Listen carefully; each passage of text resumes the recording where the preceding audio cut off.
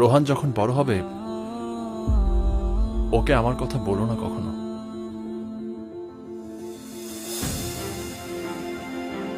আসি।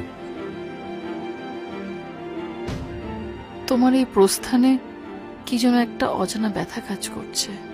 তোমাকে বলতেও পারবো না, ভুলতেও পারবো না। আমি চাই না রাশেদ তোমার সাথে আর কোনো ক্ষণে কোনো কালে দেখা হোক, তবে মনের মণিকোঠায় তুমি লুকিয়ে থাকবে আমৃত্যু। তোমার জন্য কেন জানি চিৎকার করে কাঁদতে ইচ্ছা করছে।